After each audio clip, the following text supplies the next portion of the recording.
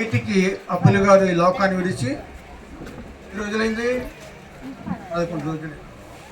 మరి ఈ సమయంలో అప్పులు గారిని జ్ఞాపకం చేసుకుంటూ కుటుంబీకులు, కుమారులు, కుమార్తెలు, మనవరు, మనవరాళ్ళు ఏర్పాటు చేసిన ఈ గొప్ప కార్యక్రమానికి అంటే విందుకు, కేవలం మనం విందుకు వచ్చి ఏదో కొబ్బరికాయ కొట్టి వెళ్ళిపోతే బాగుంటుందా? మనం క్రీస్తుని నమ్మిన బిడ్డలుగా దైవికముగా ఆయనని లోకము నుంచి మనము ఆయనని సాగనంపాము.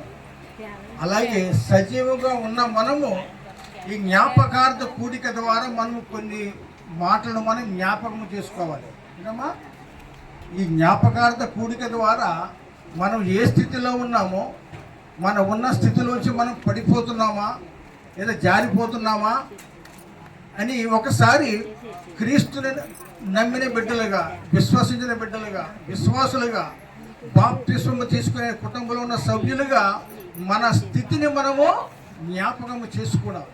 ఈ జ్ఞాపకార్థ కూడికలో ఇంత ఆర్భాటంతో ఖర్చుతో చేసిన ఈ కూడికని, లేకపోతే ఈ విందును అప్పులు గారు చూడగలరా?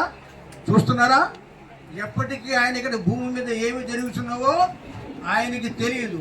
ఆయన ఇంకా ఎప్పుడు కూడా భూమి మీద ఆయన మనలను చూడలేడు. కానీ మనము ఆయనను చూస్తామనే ఒక నిరీక్షణ క్రైస్తవులైన మనము. ఇంతవరకు మీరు పాడిన పాటల్లో 7, 8, 10 పాటలు పాడారు కదమ్మా. ఆ పాడిన పాటల్లో సారాంశం చెప్తారా? ఏం చెప్తారా? మొదటి పాట ఏం పాడారు? పరవాసిని జగమున ప్రభువా నడుచుచున్నాను.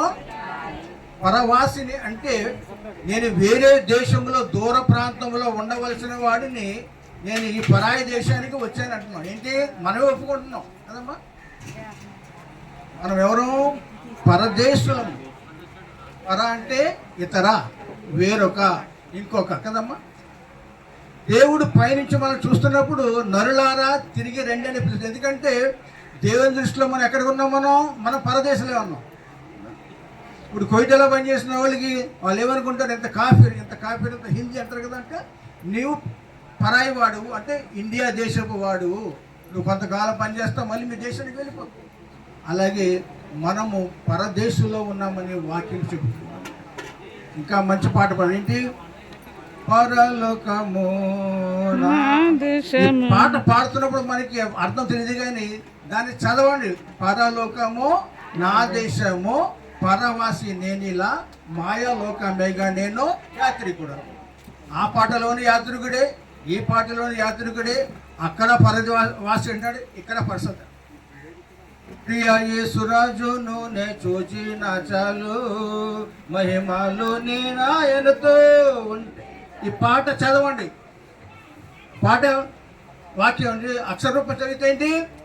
ప్రియ యేసుని నేను చూస్తే చాలు, మహిమలో నేను ఆయనతో ఉంటే చాలు. మహిమలో ఆయన ఉండాలంటే నువ్వు చావాలి, అంతేనమ్మా. నువ్వు చస్తేనే నీకు పరలోకం. కాకపోతే